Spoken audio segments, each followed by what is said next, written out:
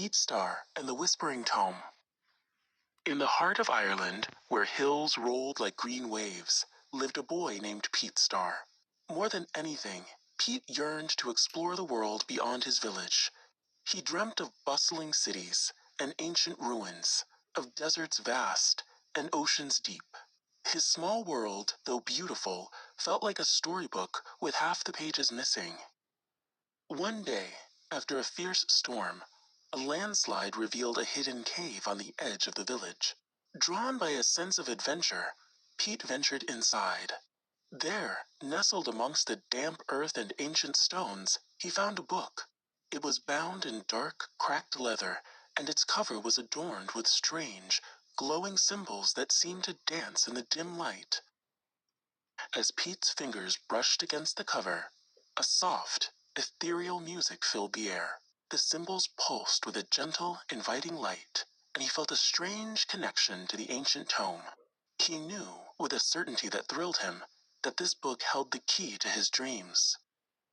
Back in his room, Pete opened the book to a random page. It depicted a vibrant, chaotic marketplace in a city of towering spires and bustling crowds. As he traced the illustration with his finger, the world around him began to shimmer and fade. Suddenly, Pete found himself standing in the very marketplace from the book. The air was thick with the scent of exotic spices, and the sounds of a strange, musical language filled his ears. He was both terrified and exhilarated. The book was a portal, a gateway to the world he had only ever dreamed of. Pete began to use the book every day, his journeys becoming more and more daring.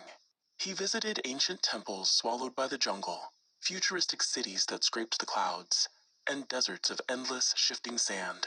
But with each journey, a shadow of unease began to creep into his heart.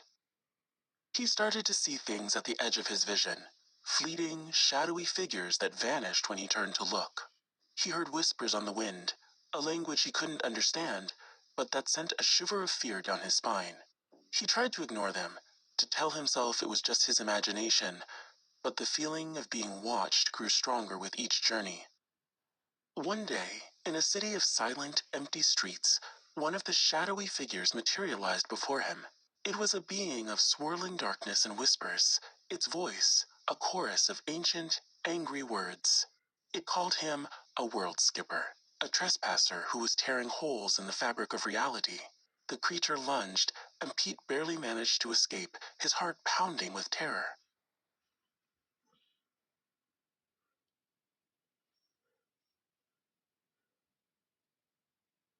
Shaken, Pete sought out the village's wise woman. She told him the truth.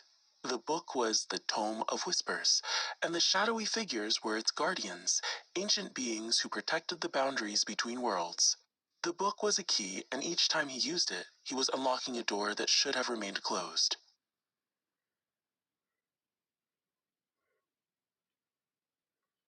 The wise woman told him that the only way to stop the guardians was to return the book to its resting place, a hidden sanctuary where its power could be contained. And so, with a heavy heart, Pete set off on his most important journey yet, not to a new world, but to save his own.